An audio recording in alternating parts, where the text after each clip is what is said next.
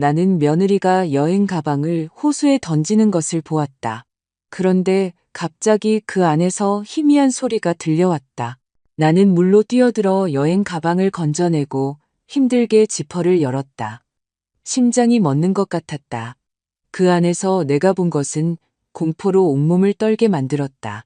정확히 오후 5시 15분이었다. 차를 따르다가 무심코 부엌 시계를 보았기 때문에 정확히 기억한다. 그 시계는 어머니께서 물려주신 오래된 도자기 문자판 시계였다. 마치 아무 일도 없었다는 듯 인생이 순리대로 흘러간다는 듯 째깍째깍 소리를 내고 있었다. 나는 내 외아들 민준을 키운 바로 그 집. 지난 반년 동안 갑자기 너무 넓고 너무 텅 비고 이제는 없는 목소리들로 가득 찬 집의 툇마루에 서 있었다. 창문 바로 앞에는 호수가 있었다. 호수는 거울처럼 맑게 펼쳐져 있었다. 폭풍우가 오기 전처럼 공기는 따뜻하고 끈적했다. 나는 가만히 서 있었는데도 블라우스 아래가 더웠다. 그때 그녀를 보았다. 은색 세단이 국도에서 우리 집 비포장도로로 뛰어들며 흙먼지를 일으켰다. 서연, 내 며느리이자 아들의 아내였다. 미친 듯이 차를 몰았다. 엔진은 고통스러운 듯 으르렁거렸다. 나는 즉시 뭔가 잘못되었다는 것을 직감했다. 아주 크게 잘못되었다. 나는 이 길을 안다. 민준이 어렸을 때 우리는 이 길을 함께 걸었다. 누군가에게서 또는 자기 자신에게서 도망치는 게 아니라면 아무도 이 울퉁불퉁한 길을 그렇게 빨리 달리지 않는다. 그녀는 물가 바로 앞에서 급브레이크를 밟았다. 차가 미끄러지며 자갈을 긁었다. 피어오른 먼지가 목을 간지럽혔다. 나는 기침을 했다. 찻잔이 손에서 미끄러져 툇마루에 부딪혀 깨졌지만 신경 쓸 겨를이 없었다. 나는 눈을 뗄 수가 없었. 서연은 민준이 결혼기념일에 선물했던 바로 그 회색 원피스를 입고 용수철처럼 차에서 튀어나왔다. 머리는 헝클어져 있었고 얼굴은 울거나 소리친 후처럼 혹은 둘 다인 것처럼 붉었다. 그녀는 트렁크를 너무 세게 열어서 문이 떨어져 나갈 것 같았고 나는 그것을 보았다. 낡은 손잡이가 달린 갈색 가죽 여행 가방. 내가 결혼 선물로 직접 주었던 바로 그 가방이었다. 내 꿈을 어디든 가지고 다닐 수 있도록이라고 나는 그때 순진하게 말했었다. 그녀는 등이 굽고 손이 떨리는 것으로 보아 무거운 것이 분명한 가방을 간신히 꺼냈다. 죄책감과 두려움에 찬 눈으로 주위를 재빨리 둘러보았다. 그 눈빛을 나는 잊지 못할 것이다. 그리고 그녀는 물가로 걸어갔다. 마치 온 세상의 무게를 짊어진 듯, 아니 그보다 더 힘겹게 한 걸음 내디뎠다. 서연아 하고 툇마루에서 소리쳤지만 나는 너무 멀리 있었다. 아니면 그녀가 듣고 싶지 않았을지도 모른다. 그녀는 여행 가방을 한 번, 두 번 흔들더니 세 번째에 던져버렸다. 물 위로 철썩하는 소리가 공기를 갈랐고 새들이 날아올랐으며 물이 솟구쳤다가 이내 가방을 삼키기 시작했다. 처음에는 둥둥 떠서 뒤뚱거리다가 가라앉기 시작했다. 서연은 잠시 서서 지켜보다가 마치 악마에게 쫓기는 듯 차로 달려갔다.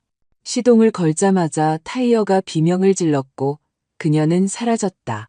먼지와 정적만이 남았다. 나는 돌처럼 굳어 있었다. 10초, 20초, 30초. 뇌는 이 장면을 정리하려고 애썼다. 서연, 여행, 가방, 물, 그리고 그녀의 경련적인 움직임. 끔찍한 무언가. 더위에도 불구하고 등골이 오싹했다. 머리가 결정하기 전에 발이 먼저 움직였다. 나는 달려나갔다. 그렇게 달려본 지 오래되었다. 무릎은 삐걱거렸고 가슴은 타는 듯 했지만 멈추지 않았다. 툇마루에서 마당으로 그리고 길로 샌들이 흙먼지 위에서 철벅거렸다. 호수는 90m, 아니 그보다 가까웠다. 나는 더 이상 거리를 재지 않았다. 매 순간이 영원처럼 느껴졌다. 숨이 차서 해안가에 도착했다. 심장이 갈비뼈를 두드렸다. 여행 가방은 여전히 물가에서 흔들리며 물을 먹어 무거워지고 가죽은 검게 변해 있었다. 나는 망설임 없이 물속으로 들어갔다. 물은 예상외로 차가워서 뼈가 시릴 정도였고 무릎까지 허리까지 차올랐다. 끈적한 바닥이 발을 잡아당겼다. 샌들을 거의 잃을 뻔했지만 끈을 잡고 가방을 당겼다. 돌로 가득 찬 것처럼 무거웠다. 생각하지 말자, 생각하지 말자. 나는 더 세게 당겼고 손이 떨렸으며 물보라가 얼굴을 때렸다. 마침내 가방이 움직였다. 나는 젖은 모래 위로 가방을 끌고 와 그 옆에 무릎을 꿇었다. 손가락으로 지퍼를 잡았지만 젖고 녹슬어서 움직이지 않았다. 손톱이 부러져라 힘을 줬다. 제발, 제발하고 이를 악물고 속삭였다. 눈물이 시야를 가렸다. 한 번, 두 번 당기자 지퍼가 끽 소리를 내며 열렸다. 뚜껑이 열리자 세상이 멈췄다. 나는 소리를 지르지 않았다. 손이 저절로 입을 막았다. 젖은 파란색 담요 안에 아주 작은 갓난아기가 움직이지 않고 있었다. 입술은 보라색이었고 피부는 밀랍 같았으며 눈은 감겨 있었다. 아기는 움직이지 않았다. 맙소사, 맙소사, 안 돼. 손이 너무 떨려서 아기를 겨우 붙잡았다. 유리처럼 가볍고 차갑고 무서울 정도로 가볍게 아기를 들어올렸다. 머리는 내 손바닥 안에 쏙 들어왔다. 탯줄이 의료용 클립이 아닌 평범하고 거친 실로 묶여 있었다. 집에서 몰래 도움 없이 낳았다는 뜻이었다. 안 돼, 안 돼, 안 돼, 제발. 나는 아기 가슴에 귀를 대었다. 정적, 공허함, 아기 코에 뺨을 가져다 대자 너무나 미세한 숨결이 느껴졌다. 환상이라고 생각했지만 분명히 있었다. 있었다. 아주 희미하게 하지만 숨을 쉬고 있었다. 나는 일어섰다. 아기를 품에 안자 다리가 휘청거렸지만 버티고 평생 그렇게 달려본 적 없는 속도로 집으로 달려갔다. 물이 뚝뚝 떨어지고 옷은 몸에 달라붙었다. 맨발은 날카로운 돌멩이에 베어 피투성이었지만 나는 아무것도 느끼지 못했다. 오직 공포와 시간에 맞춰야 한다는 인간을 초월한 강렬한 필요성뿐이었다. 집에 뛰어들며 소리쳤다. 무슨 소리를 질렀는지 모른다. 도와주세요. 였을까? 하느님이었을까? 아니면 그냥 의미 없는 소리였을까? 한 손으로 아기를 안고 다른 손으로 수화기를 들어 119를 눌렀다. 글자와 숫자가 눈앞에서 떠다녔다. 젖은 손가락에서 전화기가 2번이나 미끄러졌다. 119입니다. 말씀하세요. 침착한 여성의 목소리였다. 아기요. 호수에서 찾았어요. 반응이 없어요. 차갑고 보라색이에요. 제발 빨리요. 진정하시고 주소를 말씀해 주세요. 나는 주소를 내뱉고 더듬거리다가 다시 반복했다. 아기를 평평한 곳에 눕히세요. 나는 한 번의 움직임으로 식탁 위의 모든 것을 쓸어버렸다. 접시, 서류, 다 필요 없었다. 마른 깨끗한 수건으로 조심스럽게 닦아준 다음 감싸서 따뜻하게 해주세요. 구급팀이 이미 출발했습니다. 나는 그녀가 말하는 대로 했다. 욕실로, 수건, 뜨거운 김, 다시 거실로. 손은 말을 듣지 않았고 움직임은 서툴렀지만 나는 아기를 말리고 감쌌다. 아기를 내 품에 안아 내 체온으로 덮이고 흔들었다. 오래되고 원초적인 여성적인 본능이 저절로 발현되는 것을 깨닫지도 못했다. 버텨야 해, 알겠니? 나는 아기의 정수리에 속삭였다. 버텨, 아가야, 곧 도착할 거야, 오고 있어. 사이렌을 기다리는 몇 분은 내 인생에서 가장 긴 시간이었다. 나는 부엌 바닥에 찬장에 기댄 채 아기를 가슴에 안고 노래를 흥얼거렸다. 무슨 노래였는지 모른다. 어릴 적 민준에게 불러주던 자장가였을까? 아니면 그냥 아무거나였을까? 그저 아기가 혼자가 아니라는 것, 누군가 안아주고 있다는 것, 누군가 살기를 간절히 바라고 있다는 것을 느끼게 해주고 싶었다. 사이렌 소리가 정적을 갈랐고 빨갛고 하얀 불빛이 창문을 때렸다. 나는 벌떡 일어나 아기를 안고 문으로 달려갔다. 두 사람이 있었다.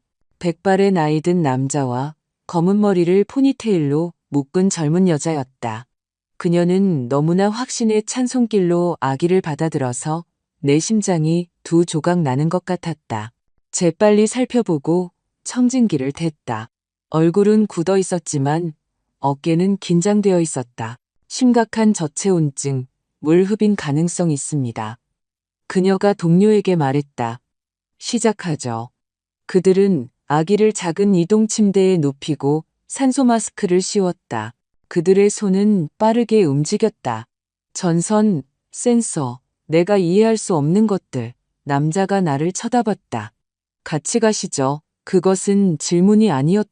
나는 구급차 옆자리에 올라탔고 이 거대한 세상의 기계 속 개미처럼 낯선 장비들 사이에 있는 작은 꾸러미에서 눈을 뗄 수 없었다. 차가 덜컹거리며 움직였고 사이렌이 울렸다. 창밖의 모든 것이 줄무늬로 변했다. 어떻게 찾으셨나요? 구급대원이 일하면서 물었다. 어디에 있었나요? 여행 가방에요. 내 목소리가 낯설게 들렸다. 호수에서요. 던지는 걸 봤어요. 그녀는 잠시 나를 쳐다보다가 동료를 보았다. 그녀의 눈빛에는 무언가가 있었다. 불안감, 아니면 불신, 아니면 동정?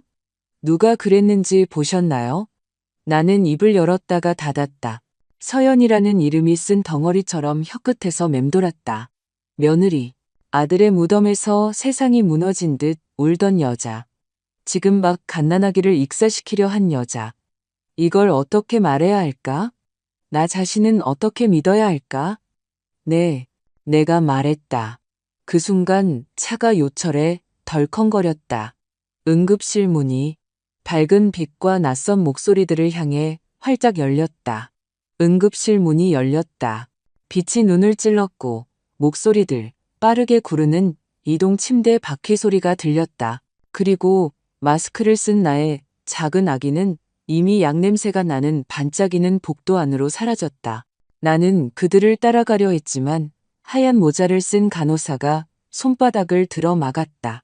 어머님, 여기서 기다리세요. 의사 선생님들이 보고 계세요. 부를게요. 나는 젖은 채로 모래투성이로 낯선 물에 젖은 채 서 있었다. 이가 딱딱 부딪혔다. 그러자 누군가 내 팔꿈치를 부드럽게 잡고 작은 대기실의 플라스틱 의자에 앉혔다. 크림색 벽, 구석에 있는 인조 고무나무, 항상 끓고 있는 주전자, 60대쯤 되어 보이는 눈가에 다정한 주름이 있는 여자가 왔다. 명찰에는 최 간호사라고 적혀 있었다. 차근차근 말씀해 주세요. 그녀가 조용히 말했다. 어떻게 된 일인가요? 그리고 나는 은색 차에 대해, 서연에 대해, 여행 가방에 대해, 호수에 대해 가방을 끌어당기며 제발 아니기만을 바랐던 생각에 대해 이야기했다. 내 뺨에 느껴졌던 작은 숨결에 대해, 119와 수건에 대해. 최 간호사는 고개를 끄덕이며 태블릿에 기록했고 내 말을 끊지 않았다. 내가 말을 마치자 그녀는 한숨을 쉬었다. 경찰이 와서 이야기하고 싶어 할 거예요. 정말 잘하셨어요. 생명을 구하신 거예요. 구했다는 느낌이 들지 않았다. 다시는 닫을 수 없는 끔찍한 무언가의 뚜껑을 연 것 같았다. 이 시간 동안 벽시계를 쳐다보고 있는데 눈 밑에 다크서클이 진 젊고 마른 의사가 나왔다.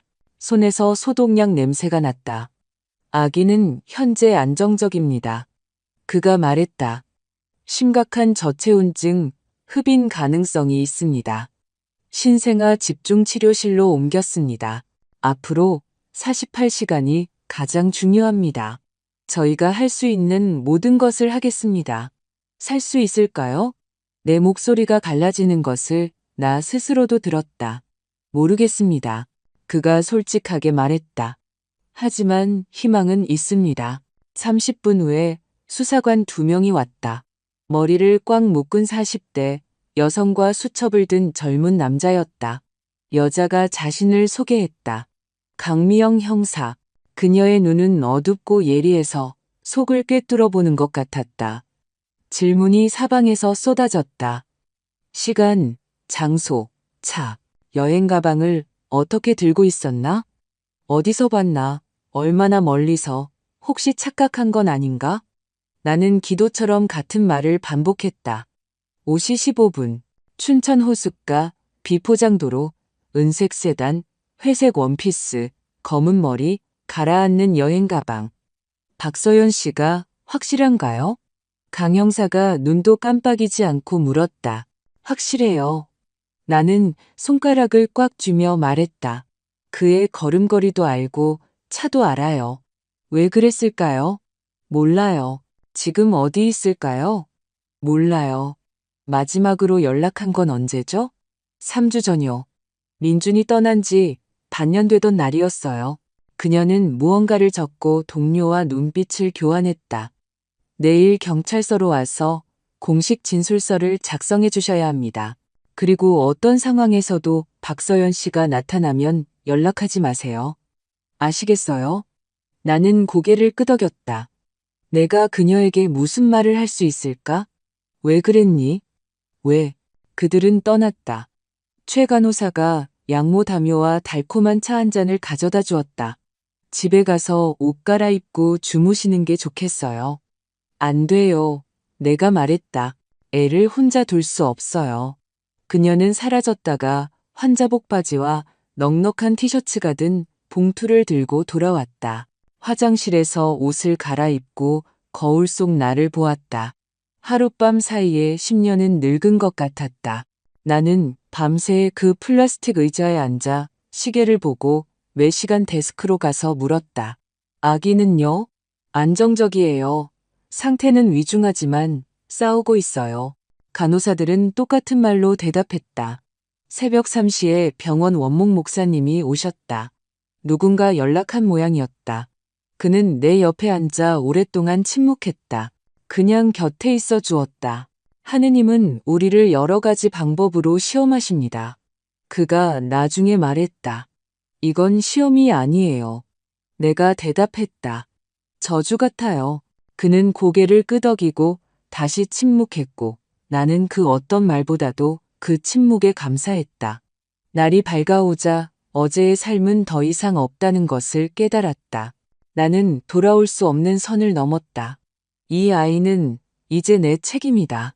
내가 선택한 것은 아니지만 물속에서 꺼내 그 작은 숨결을 들은 이상 버릴 수도 없었다. 7시쯤 최 간호사가 커피와 호일에 싼 샌드위치를 가져와 나를 앉히고 자신도 옆에 앉았다. 체온이 조금씩 오르고 있어요. 폐도 치료에 반응하고 있고요. 좋은 징조예요. 그녀가 말했다. 볼 수 있을까요? 가까운 친척만 가능해요. 그녀는 두 손을 벌렸다. 우린 이 아이 가족이 누군지도 모르잖아요. 가족이라는 말이 젖은 밧줄처럼 심장을 후려쳤다. 엄마인 서연이 있지만 그렇다면 아빠는 누구지? 어디에 있지? 왜 아무도 이 아기를 찾지 않는 걸까? 질문들이 머릿속을 파고들었지만 답은 없었다. 9시에 강 형사가 다시 나타났다. 혼자였고 얇은 서류철을 들고 있었다. 그녀는 내 맞은편에 앉아 마치 의사가 엑스레이 사진을 보듯 나를 쳐다봤다. 김순자 씨, 몇 가지 더 여쭤볼 게 있습니다. 그녀가 서류철을 열며 말했다. 진술에 어긋나는 점이 발견됐습니다. 어긋나는 점이요? 속이 꽉 조여왔다. 그녀는 인쇄물을 꺼내 내밀었다. 사진에는 서연의 은색 차가 있었다. 번호판이 선명했다. 그런데 그곳은 이웃 동네 슈퍼마켓 주차장이었다. 카메라 기록 시간 오후 5시 20분. 어제 찍힌 겁니다. 강 형사가 조용히 말했다. 오후 5시 15분에 호숫가에 있었던 게 정말 그녀와 그녀의 차가 확실한가요? 나는 침을 삼켰다. 입은 저절로 벌어졌지만 말은 목구멍 어딘가에 걸려 나오지 않았다. 만약 서연이 아니었다면 대체 누가 우리 집 호수에 여행 가방을 던진 걸까? 점심때쯤 원목 목사님이 다시 와서 조용히 옆에 앉아 묵주를 들고 나를 재촉하지 않았다. 우리는 오랫동안 침묵했다. 나는 복도에서 이동 침대 바퀴가 삐걱거리는 소리와 환풍기가 마치 조개 껍데기 속 바다처럼 윙윙거리는 소리만 들었다. 경찰은 내가 꾸며냈다고 생각해요. 내가 마침내 말했다. 서연에 대한 분노가 내 눈을 가렸다고요. 진실은 결국 드러나게 마련입니다. 그가 대답했다. 하지만 때로는 시간이 걸리죠. 그 말은 나에게 위로가 되지 않았다. 머릿속에서는 그 빌어먹을 주차장 사진이 맴돌았다. 5시 20분. 낯선 카트, 낯선 사람들, 마치 누군가 내 인생의 한 조각을 일부러 바꿔치기 한 것 같았다. 3시쯤 의사가 왔다. 안경을 쓴 엄격하지만 세심해 보이는 나이 든 여자 의사였다. 몇 가지 검사에 대한 동의가 필요합니다. 그녀가 말했다. 혈액 검사, 초음파, 외상 확인, 약물 및 감염 여부 확인. 시간이 없지만 이것 없이는 안 됩니다. 아동보호기관에서 이미 오고 있습니다. 현재로서는 어머님이 이 아이를 책임지는 유일한 성인입니다. 저는 가족이 아니에요. 내가 말하자 목이 메었다. 지금은 그게 중요하지 않습니다. 행동하는 게 중요하죠. 서명해주세요. 솔직히 끝까지 읽지 않았다. 그들이 필요한 모든 것을 할 수 있도록 그냥 서명했다. 몇 시간 후 아동보호기관에서 왔다. 짧은 머리에 엄격한 회색 정장을 입은 젊은 여자였다. 미소는 정중했지만 눈에는 온기가 없었다. 김아름입니다. 그녀는 자신을 소개하고 내 옆 의자에 앉았다. 몇 가지 생활에 관한 질문을 드려야겠습니다. 혼자 사시나요? 네. 소득은 안정적인가요? 남편 연금과 약간의 저축이 있습니다. 전과 기록은요? 그녀는 눈도 깜빡하지 않았다. 없습니다. 정신과 병력, 우울증, 공황장애는요? 나는 숨을 들이마셨다. 민준이 죽고 나서 3개월간 항우울제를 복용했습니다. 의사 선생님이 정상적인 과정이라고 하셨어요. 지금은 아닙니다. 그녀는 무언가를 체크했다. 미리 말씀드리지만 퇴원 후 아이는 국가의 임시보호를 받게 됩니다. 저희가 인증된 위탁 가정을 제안할 겁니다. 면회는 감독하에 정해진 시간에만 가능합니다. 아니요. 나 자신도 놀랄 만큼 단호한 목소리로 내가 말했다. 아이는 저와 함께 갈 겁니다. 호숫가에서 그걸 깨달았어요. 보내지 않을 겁니다. 아름 씨는 눈을 들었고 그 눈에는 경멸이 아닌 더 나쁜 것이 있었다. 동정이었다.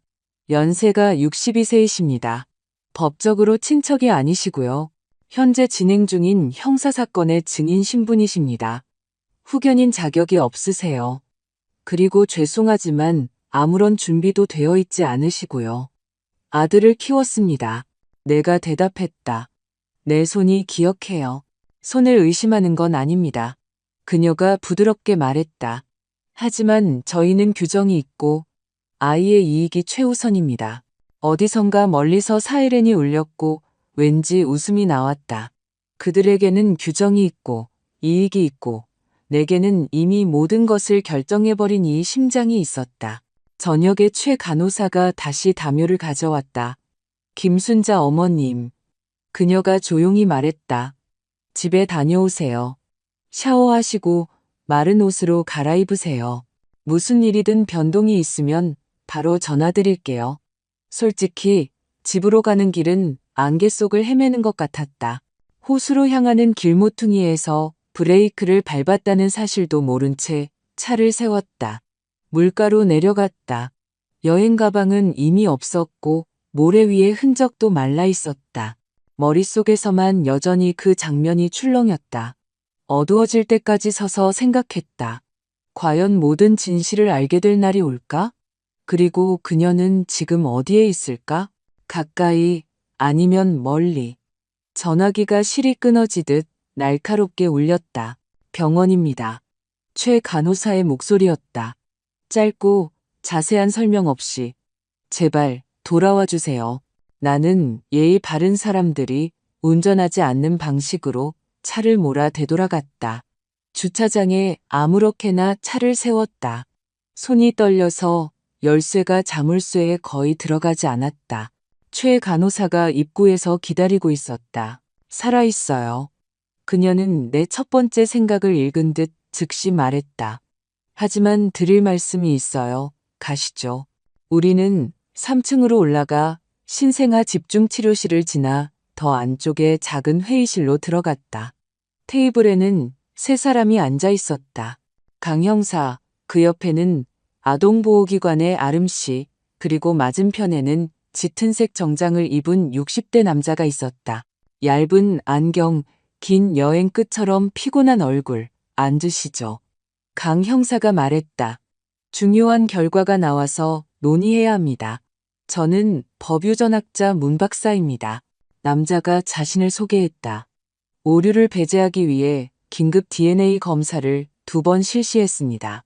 말들이 물에 던져진 돌멩이처럼 DNA 2번, 그리고 파문이 퍼져나갔다. 신생아과 소견에 따르면 아이는 생후 약 3일 되었습니다. 그가 말을 이었다. 그리고 그는 아무런 꾸밈 없이 나를 똑바로 쳐다보았다. 그 아이는 어머님의 손자입니다. 아드님인 이민준 씨의 친아들입니다. 세상이 무너지지는 않았다. 그냥 소리가 멈췄다. 귓가에 내 피가 흐르는 소리만 들리고 아무것도 들리지 않았다. 그러다 벽, 테이블, 낯선 얼굴들, 그리고 손자라는 한 단어가 돌아왔다. 믿을 수 없는 불가능한 일. 그럴 리가 없어요. 나는 속삭였다. 민준이는 떠난 지 반년이 넘었어요. 서연 씨, 저희가 확인했습니다. 강 형사가 말했다. 저희 계산으로는 임신은 이민준 씨가 사망하기 약 한 달 전에 이루어졌습니다. 그렇다면 그녀는 알고 있었던 것이다. 가슴을 누군가 손톱으로 긁는 것 같았다. 그리고 강 형사가 말을 이으며 몸을 바로 세웠다. 마치 불쾌한 소식을 전하기 전처럼 교통사고 자료를 다시 검토했습니다. 공식적으로는 빗길 미끄러짐이었죠. 재감정을 요청했습니다. 브레이크 시스템에서 고의적인 조작의 가능성이 매우 높은 흔적이 발견되었습니다. 고의적이라는 단어가 도끼처럼 떨어졌다. 그러니까 나는 말을 잇지 못했다. 살인 가능성을 염두에 두고 수사 중입니다. 그녀가 차분하게 말했다. 박서연이 주요 용의자지만 증거가 필요합니다. 그리고 문제가 있습니다. 그녀가 사라졌어요. 전화기는 꺼져 있고 계좌는 비어 있습니다. 아파트에는 아무도 없고요. 증발한 것 같습니다. 나는 일어나 창가로 다가갔다. 도시가 수천 개의 낯선 평온한 불빛들로 떨고 있었다. 숨을 내쉬기 위해 이마로 유리창에 구멍을 뚫고 싶었다. 민준아, 나는 유리창에 대고 말했다. 내 아들. 어떤 단서라도 필요합니다. 강 형사가 부드럽게 덧붙였다. 그녀가 숨을 만한 사람, 주소, 장소, 가까운 사람이 누가 있나요? 나는 눈을 감았다. 3년의 결혼 생활 동안 그녀는 자신에 대해 거의 아무것도 말하지 않았. 과거가 텅 빈 자리 같았다. 문득 떠올랐다. 언젠가 민준이 북쪽 국경 근처에 사는 이모에 대해 언급한 적이 있었다. 서연이 어릴 때 살았다고 했다. 이모요. 내가 말했다. 북쪽 국경 가까이요. 이름은 몰라요. 민준이 딱 한 번 지나가듯 말했어요. 그것만으로도 단서가 됩니다. 강 형사가 고개를 끄덕였다. 기록을 확인해 보겠습니다. 우리는 천둥이 친 후처럼 셋이서 침묵했다. 아름 씨가 먼저 정신을 차렸다. 중요한 점이 또 있습니다. 아이가 어머님의 손자이므로 권리가 생깁니다. 후견인 신청을 하고 그 후에 입양을 진행할 수 있습니다. 하지만 과정이 간단하지 않습니다. 조사, 주택 점검, 심리 상담, 소득 증명. 아이는 당분간 국가의 보호를 받게 됩니다. 아니요, 내가 말했다. 허락해 주시는 즉시 집으로 돌아올 겁니다. 제가 모든 것을 하겠습니다. 믿습니다. 그녀가 조용히 대답했다. 하지만 그건 법원과 의료진, 그리고 저희가 결정합니다. 문 박사가 강 형사와 눈빛을 교환한 후 나를 쳐다봤다. 보고 싶으신가요? 어머님의. 그는 잠시 말을 더듬었다. 손자를요. 오랜 잠수 끝에 폐로 공기가 돌아온 것 같았다. 네, 내가 말했다. 최 간호사가 이미 에어샤워실 앞에서 기다리며 멸균 가운과 모자를 건네주고 팔꿈치까지 손을 꼼꼼히 씻으라고 했다. 우리는 모든 것이 숨쉬고 깜박이는 방으로 들어갔다. 구석에 우리 아이의 인큐베이터가 있었다. 아기는 투명한 요람에 누워 있었다. 얇은 튜브들, 작은 마스크, 모니터에는 평탄한 녹색 그래프가 그려져 있었다. 너무나 작지만 살아 있었다. 숨쉬고 싸우고 있었다. 만져봐도 될까요?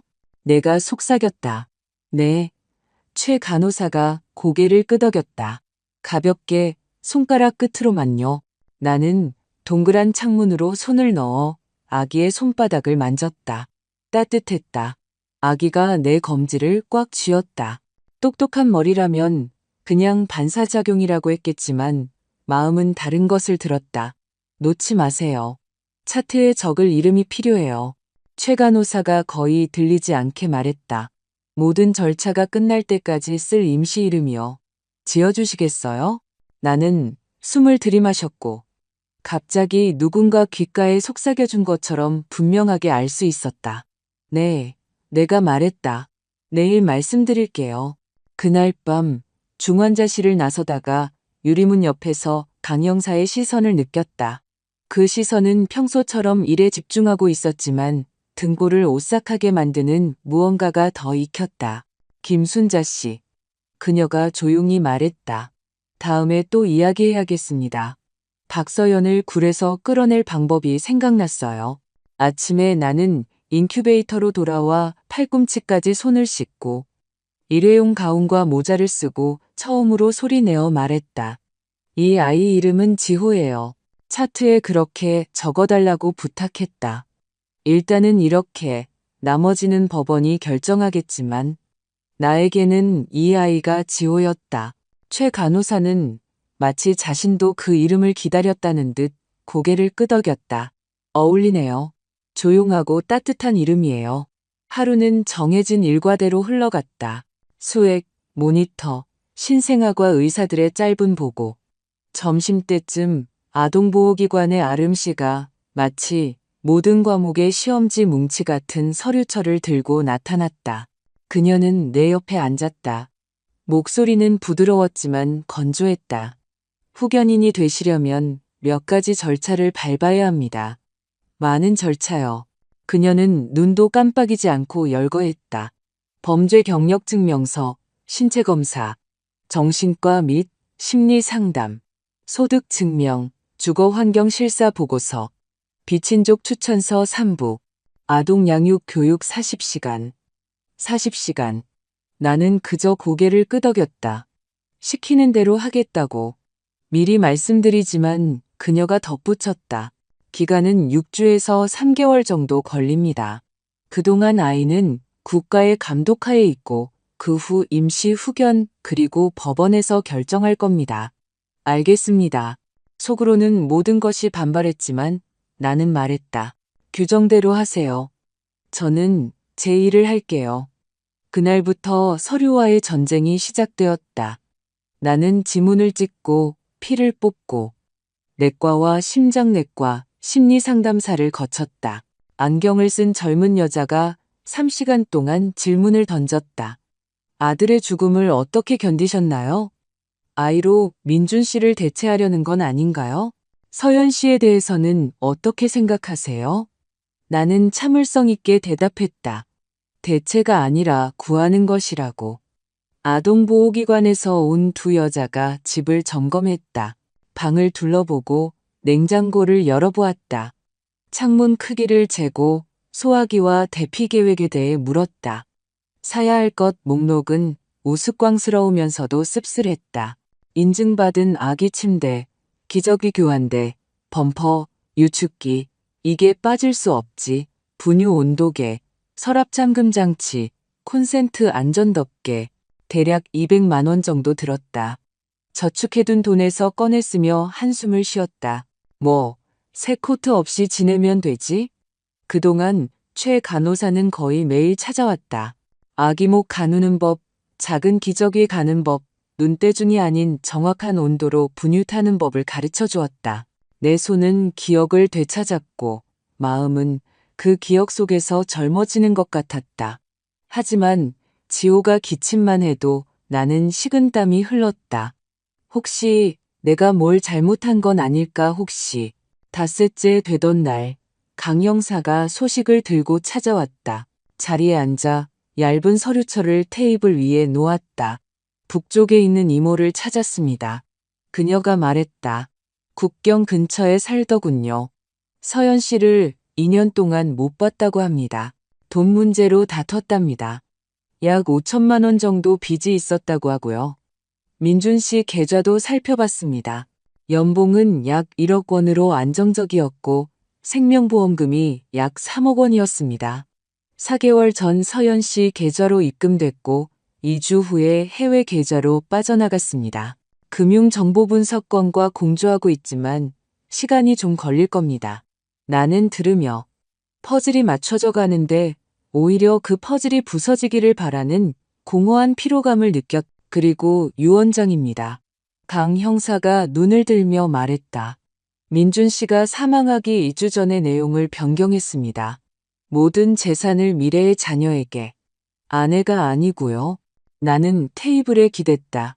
바닥이 갑자기 꺼지는 것 같았다.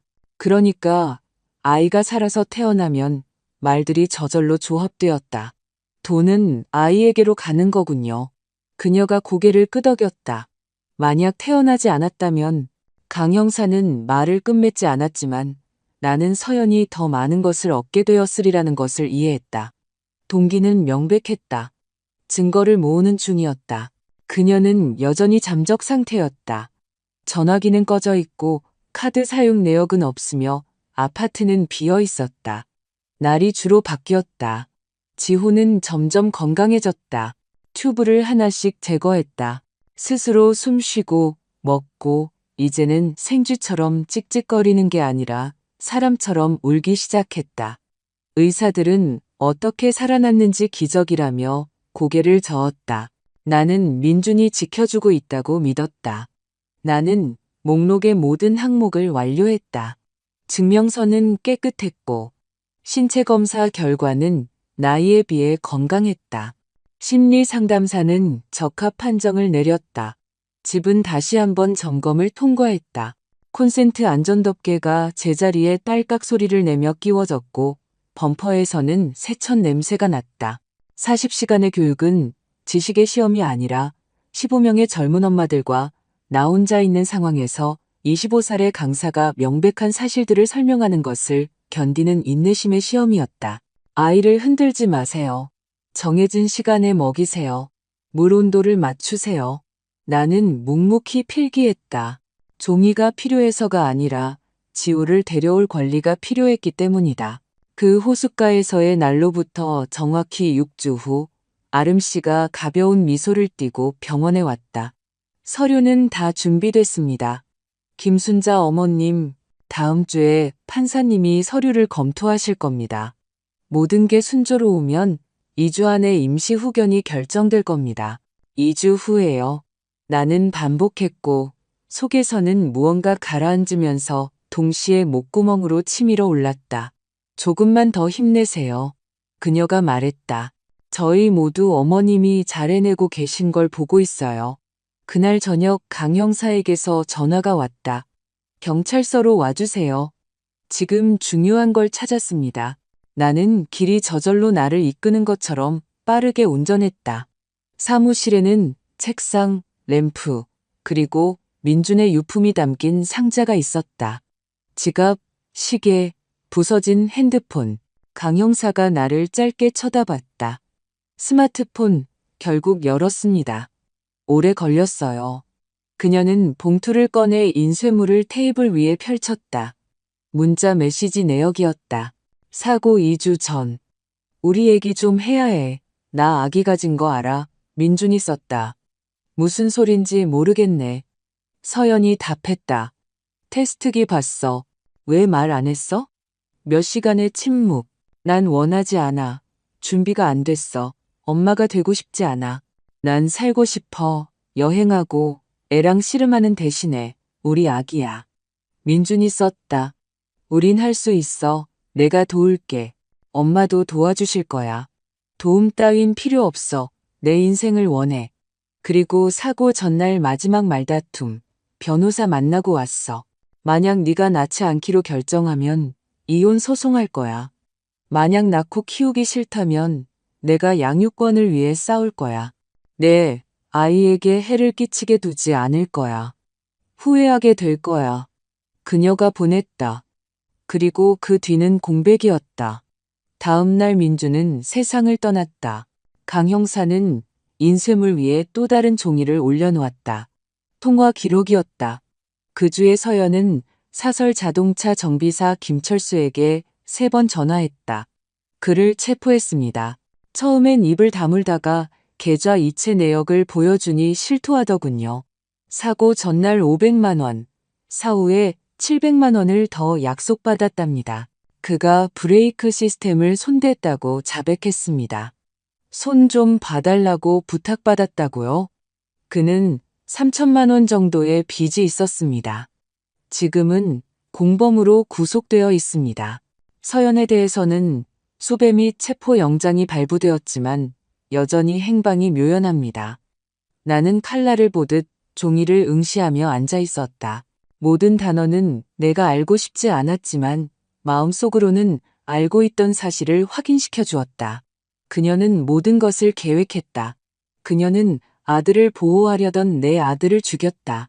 그리고 이제 내 손자는 누군가에게 그게 더 이익이 될 것 같다는 이유만으로 중환자실에 누워있다. 이제 어떻게 되나요? 나는 고개를 들지 않고 물었다. 찾고 있습니다. 강 형사가 말했다. 그녀의 얼굴이 모든 데이터베이스, 기차역, 공항에 배포되었습니다. 병원에도 수배 전단이 돌았고요. 누군가는 알아볼 겁니다. 영원히 사라지는 사람은 없어요. 나는 고개를 끄덕였다. 말이 아니라 목소리의 톤을 믿었다. 그녀는 포기하지 않을 것이다.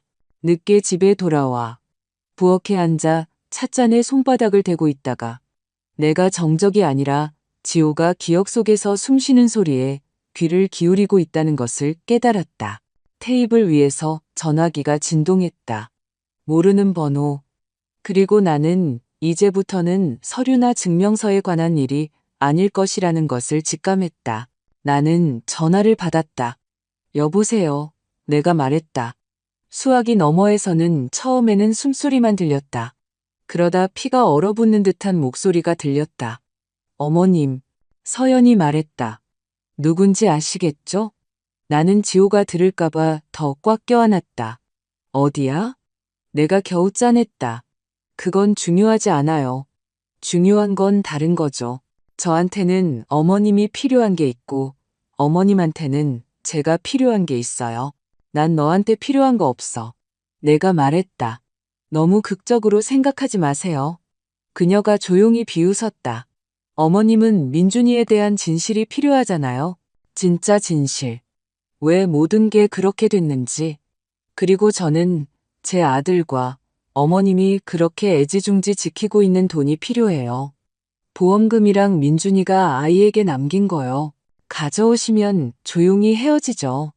너 갓난아기를 물에 빠뜨리려고 했어. 나는 내 목소리가 얼마나 차분한지에 놀라며 말했다. 무슨 조용히. 감정 기복이 있을 수 있죠. 그녀는 후회하는 기색 없이 대답했다. 출산, 고통, 공황 다 깨달았어요. 이제 아이를 데려오고 싶어요.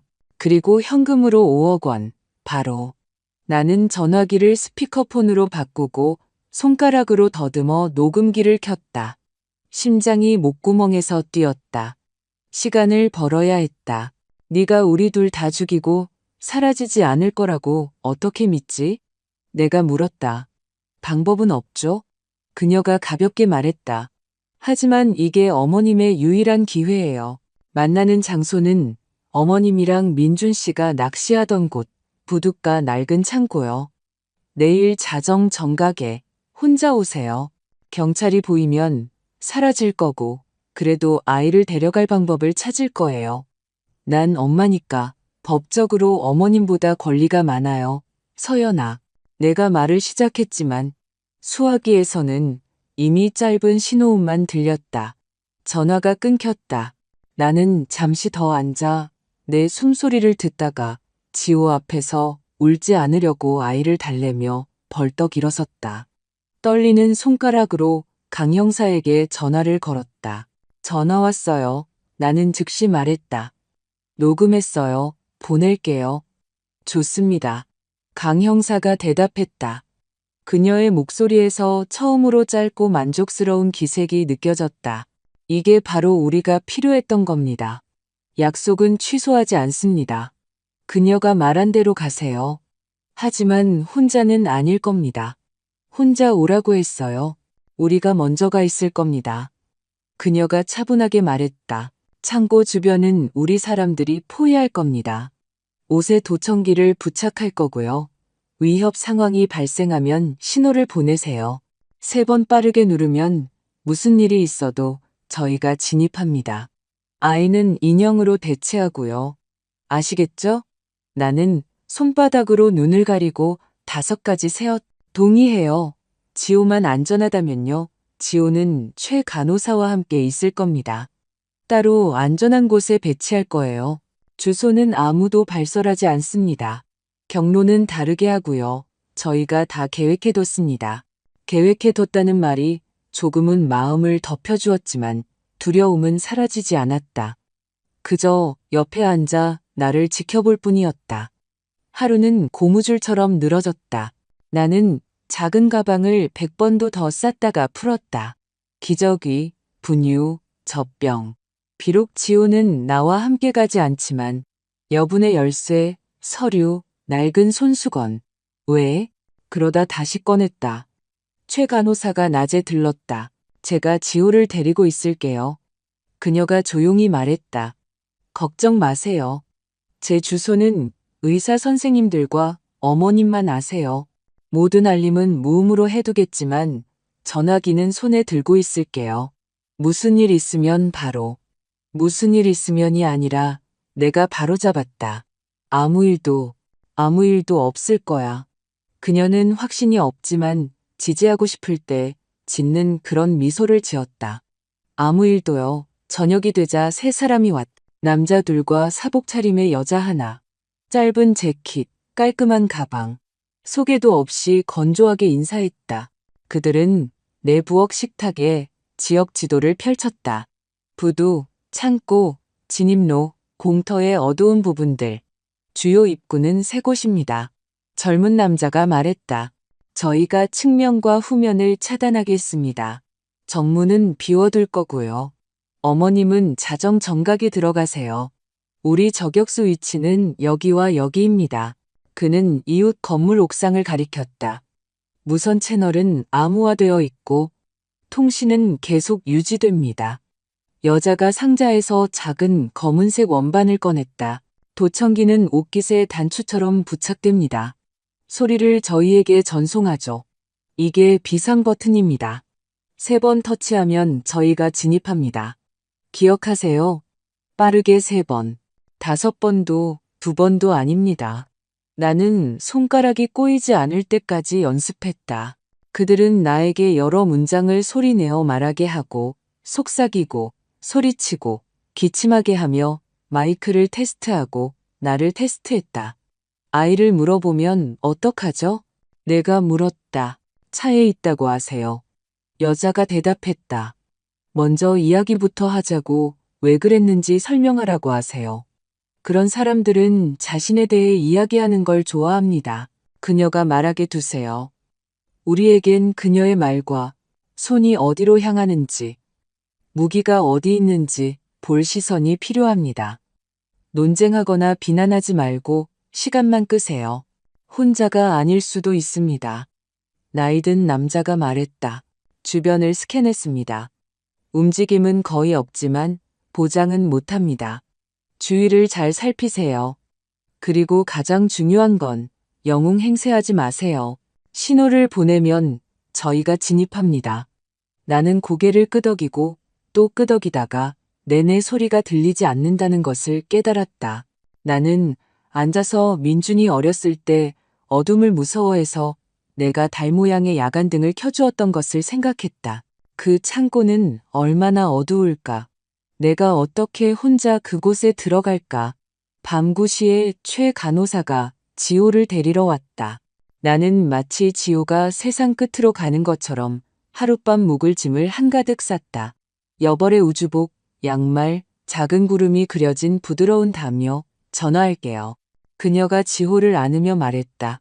어머님도 전화하세요. 나는 지호의 부드러운 정수리에 입을 맞추고 눈물이 날 만큼 따뜻하고 전내 나는 친숙한 냄새를 들이마셨다. 내 아가, 할머니가 속삭였다. 곧 그들이 떠나자 집은 낯선 곳처럼 조용해졌다. 나는 방을 둘러보고 스위치를 만져보고 창문을 확인했다. 이것조차도 내가 모든 것을 통제하고 있다는 의식의 일부였다. 욕실에서 세수를 하고 어두운 재킷과 편한 운동화로 갈아입었다. 불필요한 것은 아무것도 없었다. 옷깃에는 작은 검은색 원반이 달려 있었다. 나는 손가락 끝으로 그것을 만졌다. 빠르게 3번. 나는 기도처럼 속으로 되뇌었다. 10시 30분에 강 형사에게서 전화가 왔다. 저희는 이동합니다. 우리 팀은 이미 그곳에 있습니다. 11시 15분에 출발하세요. 도착하면 헤드라이트를 끄시고요. 여기에 주차하세요. 그녀가 지점을 알려주었다. 혼자가 아니라는 걸 기억하세요. 저는 모든 말을 듣고 있습니다. 알겠습니다. 내가 말했다. 문을 닫을 때 단 1분간 손이 말을 듣지 않았다. 나는 자물쇠를 2번 잠그고 작별 인사를 하듯 나무 문을 손바닥으로 쓸고 차로 향했다. 익숙한 길, 엔진 소리가 유난히 크게 들리는 그런 밤이었다. 호수에 가까워지자 지시대로 불을 껐다. 어둠이 물처럼 차를 받아들였다. 12번, 지점 도착. 이어폰에서 가늘고 거의 속삭이는 듯한 소리가 들렸다. 5분 후 도착 예정, 들립니다. 나 자신도 놀랄 만큼 차분하게 대답했다. 낡은 부두 주차장은 텅 비어 있었다. 바람이 풀을 흔들었고 창고들이 그림자 속에서 검은 상자처럼 솟아 있었다.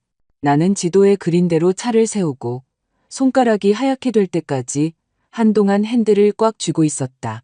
가슴속에서 작고 완고한 무언가가 꿈틀거렸다. 두려움, 그래. 하지만 그 옆에는 다른 것이 있었다. 결의. 전화기가 무음 모드에서 진동했다. 모르는 번호, 메시지, 지금 혼자 들어와. 나는 깊게 숨을 들이마시고 옷깃을 확인하고 그 위에 손바닥을 댔다. 3번의 터치, 그리고 세상이 안으로 들이닥칠 것이다. 하지만 아직은 때가 아니었다. 준비됐어. 나는 허공에 속삭였다. 차 문을 열었다. 밤은 축축함과 쇠 냄새가 났다. 자갈 위를 걷는 걸음걸음이 마치 북을 치는 것처럼 울렸다. 창고 정문은 살짝 열려 있었다. 입처럼 검은 틈. 나는 차가운 손잡이에 손바닥을 얹었고 귓가에서 강 형사의 속삭임을 들었다. 진정해요. 우리가 옆에 있어요. 그리고 문을 밀었다. 안은 거의 칠흑 같았지만 깨진 창문을 통해 달빛이 갈라져 들어왔고 축축한 쇠와 낡은 나무 냄새가 났다. 문이 내 뒤에서 삐걱거리며 닫혔다. 나는 눈이 익숙해지도록 몇 걸음 걸었다. 심장은 규칙적으로 뛰었고 손이 떨리지 않도록 가방끈을 꽉 쥐었다. 닫아. 그녀가 어둠 속에서 말했다. 나는 엉덩이로 문을 밀었다. 딸깍하는 메아리가 울리고 젖은 걸레처럼 다시 정적이 감돌았다. 눈이 마침내 창고의 회색 내부를 꿰뚫었고 나는 서연을 보았다. 예전보다 말랐고 머리는 짧게 자르고 탈색했다. 어두운 청바지와 후드티를 입고 있었다. 하지만 자세는 여전했다. 턱을 살짝 쳐들고 마치 모든 것을 내려다보는 듯했다. 왔네? 그녀는 놀란 듯 말했다. 겁먹을 줄 알았는데 혼자 오라고 했잖아. 내가 대답했다. 나 혼자야. 아이는 어딨어? 차에. 나는 배운 대로 숨을 들이마셨다. 먼저 설명해. 왜 그랬어? 왜 민준이를, 왜 호수를, 왜 여행 가방을? 그녀는 조용히 악의적으로 비웃었다. 돈 때문에, 항상 돈 때문이지. 민준이는 낭만주의자였어. 꿈, 가족, 우린 해낼 수 있어. 난 살고 싶었어. 여행, 레스토랑, 옷, 계획은 간단했지. 5년 결혼하고 이혼, 절반은 내 거. 근데 임신을 해버렸네. 그리고 걔가, 모든 걸 미래의 아이에게 넘겨버렸어. 그래서 계획을 바꿔야 했지. 걔가 사라지면 난 보험금을 받고 아이가 사라지면 난 나머지를 받는 거야. 나는 들으며 목소리를 차분하게 유지했다. 김철수를 고용했지. 푼돈에 그녀가 어깨를 으쓱했다. 500만 원은 바로, 나머지는 나중에.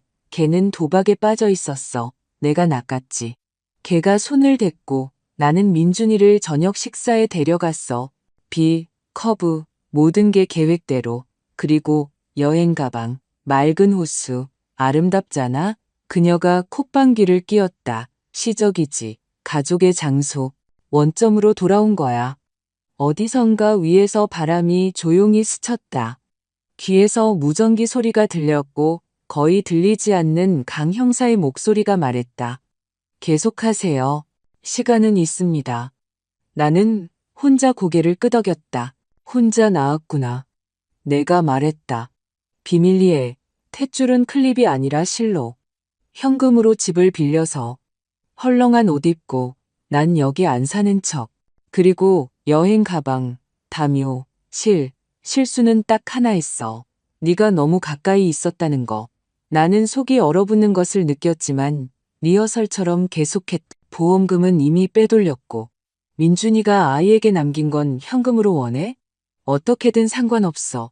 지금 당장 5억 원이랑 아이를 내 손에. 그럼 우린 헤어지는 거야.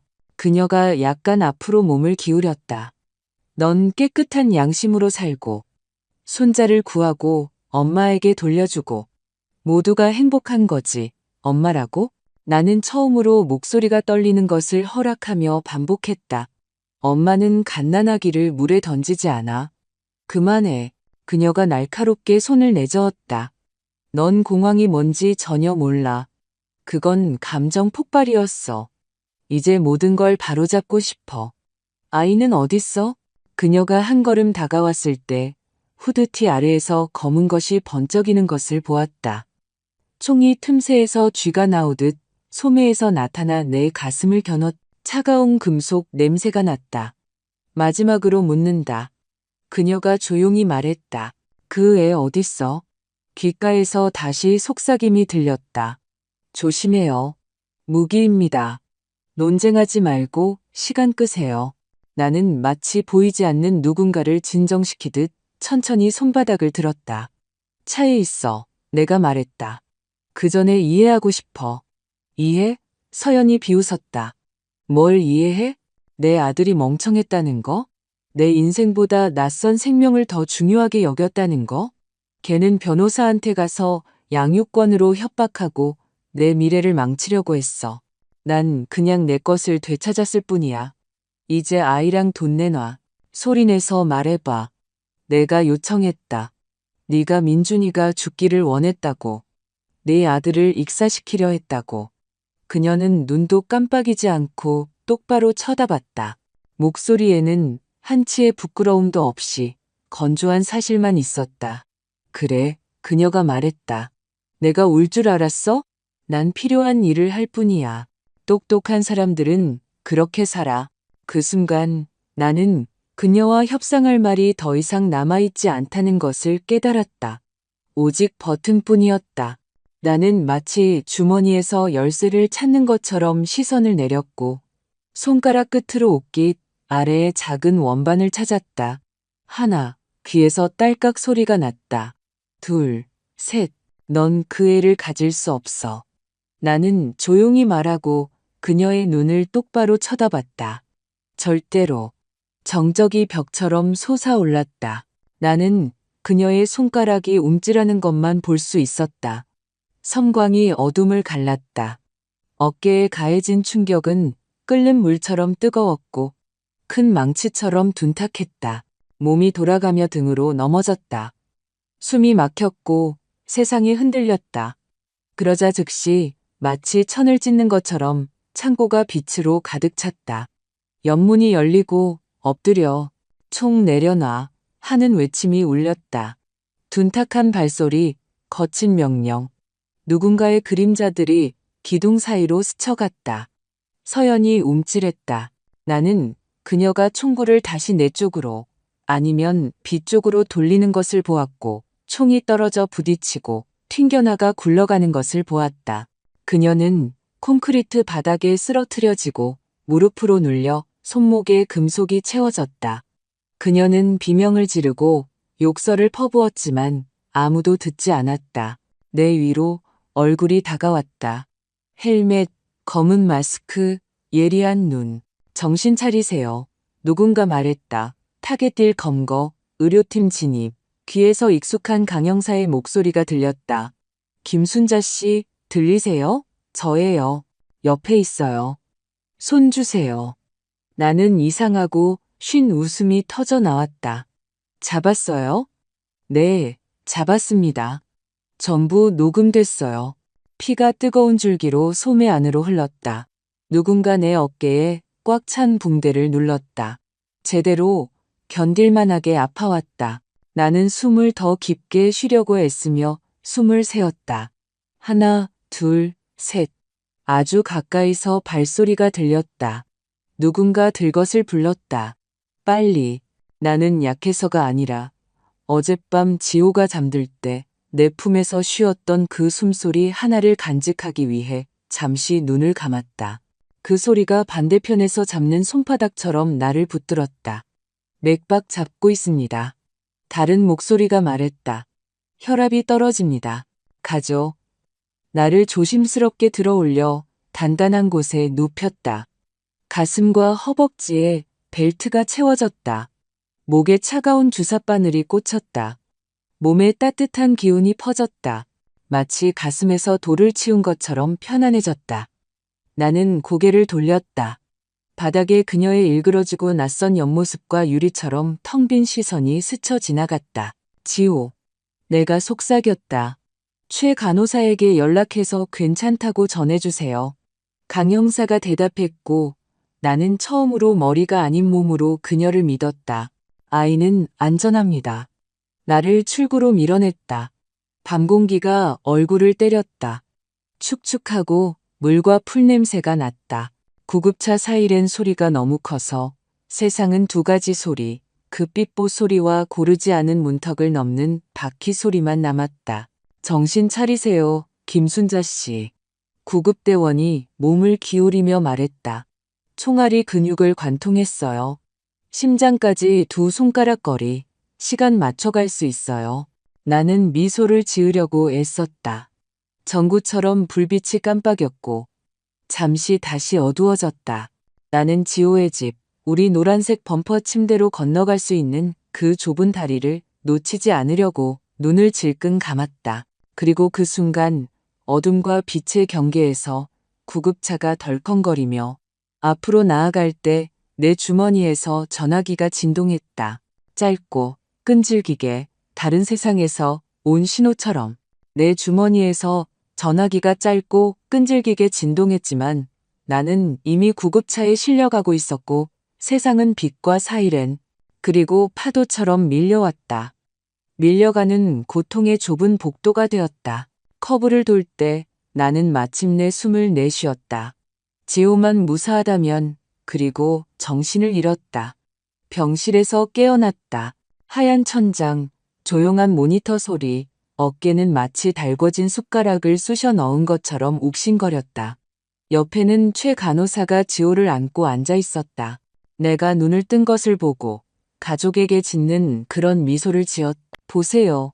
누가 보고 싶어 했는지 그녀가 몸을 기울이며 말했다. 다 괜찮아요. 들리세요?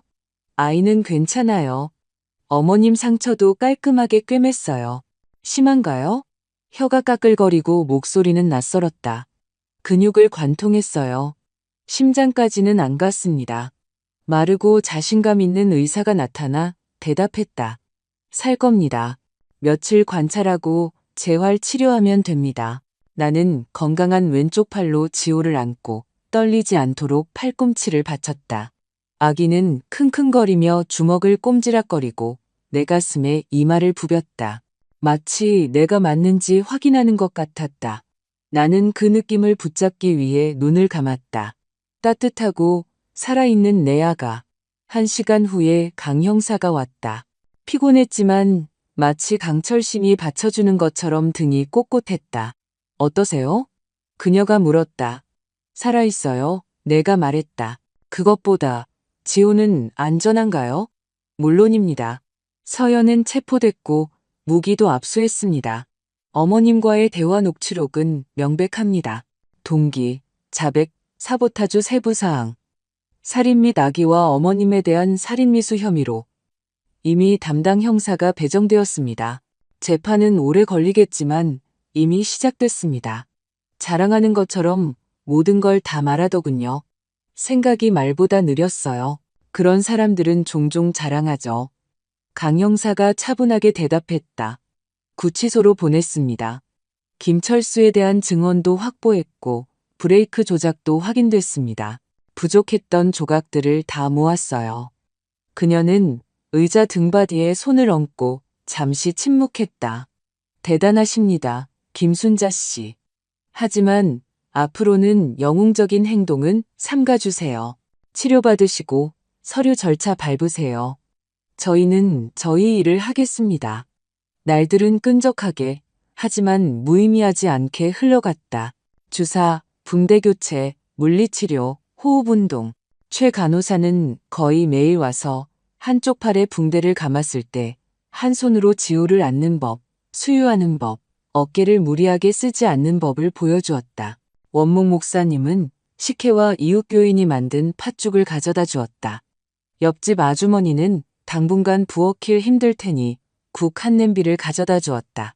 아동보호기관의 아름씨는 수술 후 셋째 날 새로운 서류 뭉치를 들고 나타났다. 서연 씨 사건에 대해서는 수사기관의 요청 없이는 더 이상 어머님을 번거롭게 하지 않겠습니다. 그녀가 서류를 넘기며 말했다. 그리고 지호 건은 이제 한숨 돌리셔도 됩니다. 모든 보고서가 판사님께 제출됐습니다. 의료진은 어머님의 보살핌 아래 아이가 안정적이라고 기록했습니다. 집도 실사했고 교육도 이수하셨습니다. 임시 후견에 대한 재판은 화요일입니다. 참석 가능하시겠어요? 네, 가능해요. 내가 말했다. 한 발로라도 갈 수 있어요. 한 발로 오실 필요는 없어요. 그녀가 처음으로 눈으로 웃었다. 있는 그대로 오시면 됩니다. 그리고 그녀가 감정 없이 손가락을 들었다.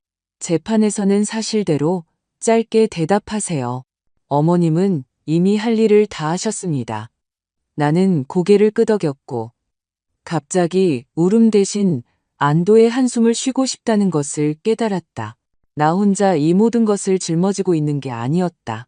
각자의 자리에서 사람들이 버팀목이 되어주고 있었다. 의사, 최 간호사, 형사, 목사님, 그리고 이 엄격한 아동보호기관 아가씨까지 나는 어깨관절을 조심하라는 당부와 함께 퇴원했다. 집에서의 첫날 밤, 나는 고통 때문이 아니라 정적 때문에 거의 잠을 이루지 못했다. 모든 벽 뒤에서 위험이 바스락거리는 것 같았다. 나는 방을 둘러보고 아기 침대 옆 스탠드를 바로잡고 창문 센서를 확인했다. 침대 끝에 앉아 최 간호사와 함께 설명서를 보며 웃었던 바로 그 노란색 범퍼에 손바닥을 얹었다. 아침에 우리는 법원으로 향했다. 나는 민준의 장례식 때 입었던 가장 좋은 정장을 입고 이 옷을 새로운 삶에 맞게 고쳐야겠다는 미신적인 생각을 했다. 이 옷이 검은 날들만 기억하지 않도록 법정은 작았고 창문에서 들어오는 빛이 판사석을 비췄으며 벽에는 태극기가 걸려 있었다. 판사는 50대 여성으로 차갑지 않고 직설적인 시선을 가지고 있었다. 옆에는 아동보호기관 대표인 아름 씨가 서류철을 넘기고 있었다. 다른 쪽에는 병원 변호사가 아이의 상태에 대해 짧게 언급했다. 뒤에는 원목 목사님이 앉아 조용히 내게 고개를 끄덕여 주었다. 우리 이름이 불렸을 때 나는 정해진 대로 일어섰다. 판사는 모든 서류를 마치 종이가 아니라 찢어서는 안 될 타인의 삶인 것처럼 감정을 담아 오랫동안 읽었다. 그러고는 눈을 들었다. 간단하지 않은 사건이군요. 그녀가 말했다. 62세의 여성이 신생아에 대한 임시 후견을 신청했습니다. 그런데 바로 이 여성이 자신의 목숨을 걸고 이 신생아를 구했습니다. 그녀는 잠시 말을 멈췄고 나는 목이 메는 것을 느꼈다. 의료 소견서를 검토했습니다. 후견인의 연령 대비 건강 상태 양호, 심리 상담 결과 적합, 주거 환경 기준 충족, 교육 이수. 아이는 신청인의 손자이며 어머니는 구속 수감 중입니다. 그녀는 여러 중범죄 혐의로 수사를 받고 있습니다.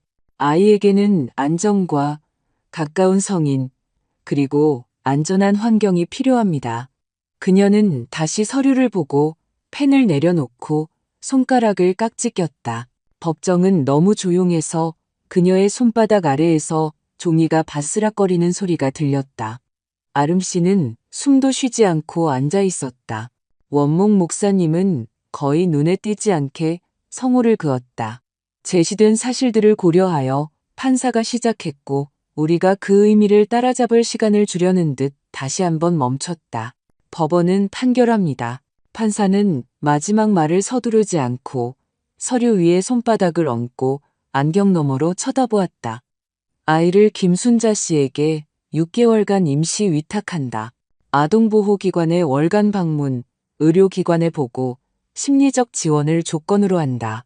기간 만료 시 연장, 연구 후견 또는 입양 가능성을 검토하는 재심을 진행한다.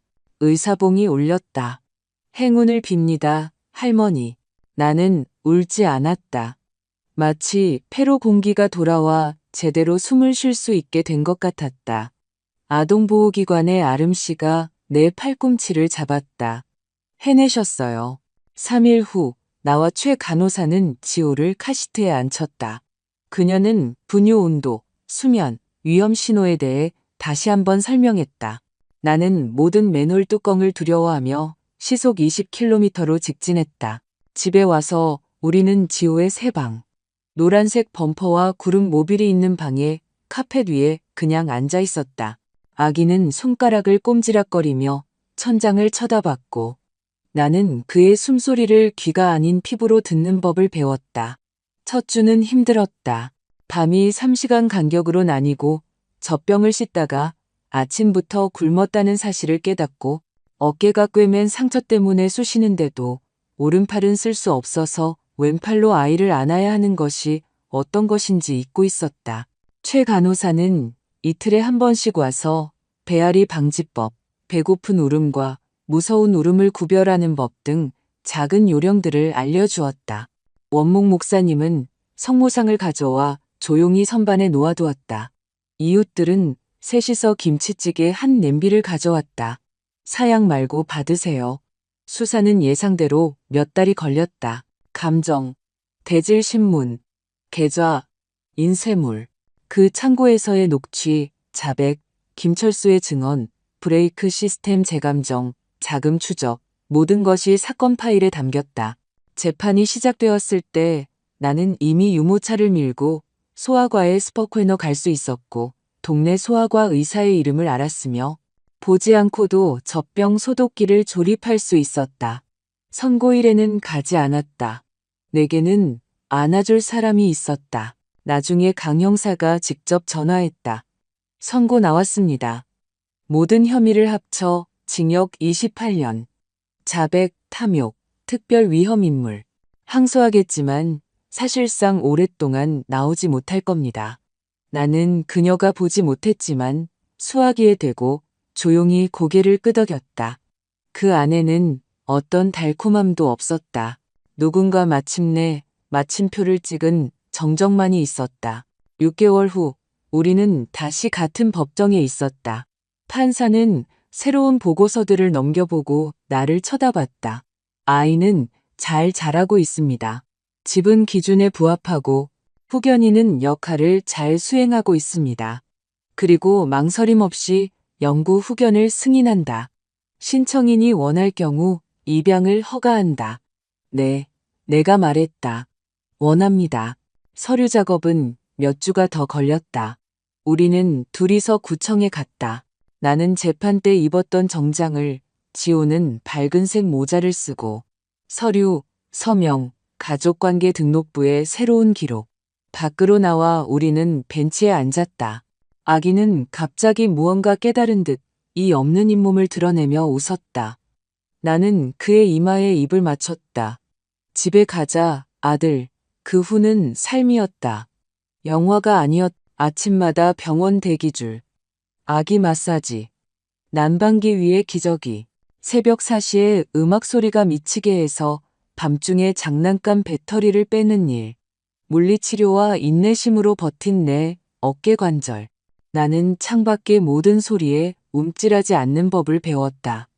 최 간호사는 거의 가족이 되었다.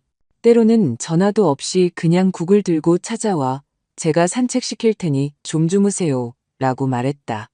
원목 목사님은 사과를 들고 와서 한 번은 아주 평범하게 말했다. 성스러운 일을 하는 게 아니라 평범한 일을 하는 겁니다. 하지만 평범한 것이 가장 어렵죠. 나는 지호에게 그의 아버지에 대해 일찍 그리고 간단하게 말했다. 아빠 민준이는 착하고 용감했어. 널 보기도 전에 사랑했단다. 서연에 대해서는 아니, 아직은 때가 아니야. 때가 되면 말해줄게. 분노 없이 있는 그대로. 아이는 진실을 알 권리가 있지만 불필요한 상처를 받지 않을 권리도 있다. 세월이 흘러 2살이 되자 아들은 바람처럼 집안을 뛰어다니며 웃었고 그 웃음소리의 벽은 더 이상 텅 비지 않았다. 3살에 우리는 어린이집에 갔다. 나는 간식이든 배낭 싸는 법과 양갈래 머리 묶는 법을 배웠다. 우리 반 남자아이들도 여자아이들 못지않게 머리 모양에 신경을 썼기 때문이다. 4살에 우리는 함께 눈사람을 만들고 당근 코 이름을 뭘로 할지 다퉜다. 5살에 우리 마당에서 생일 파티를 열었다. 풍선, 집에서 만든 케이크, 아이들의 목소리. 최 간호사는 벤치에 옆에 앉아 지호가 친구들과 뛰어노는 것을 보며 물었다. 무슨 생각하세요? 그 찻잔요. 내가 말했다. 그때 툇마루에서 떨어뜨렸던 거요. 만약 내가 시계를 보지 않았더라면, 차먼지를 돌아보지 않았더라면, 때로는 운명이란 게 시계와 찻잔 하나로 결정되는구나 싶어요. 너무 자신을 과소평가하지 마세요. 그녀가 대답했다. 물속으로 뛰어든 건 어머님의 결정이었어요. 저녁에 모두가 돌아가자 정적은 따뜻했다. 나는 방을 둘러보고 창문을 닫고 언젠가 민준이 어둠을 무서워하지 않게 해주었던 바로 그달 모양의 야간등을 확인했다. 지호는 2 팔을 벌리고 구름 담요에 이마를 대고 잠들어 있었다. 나는 부엌 의자에 앉아 차를 따르고 오랜만에 어디론가 달려가지 않고 뜨거운 차를 마셨다. 나는 영웅이 아니다. 신문 헤드라인에 나오는 강한 여자가 아니다. 나는 그저 세상이 아주 작은 존재에게 잔혹했을 때 그냥 지나칠 수 없었을 뿐이다. 이 이야기에 교훈이 있다면 아마 이런 것일 거다. 사랑은 거창한 말이나 화려한 제스처가 아니다. 그것은 제때의 평범한 일을 하는 것이다.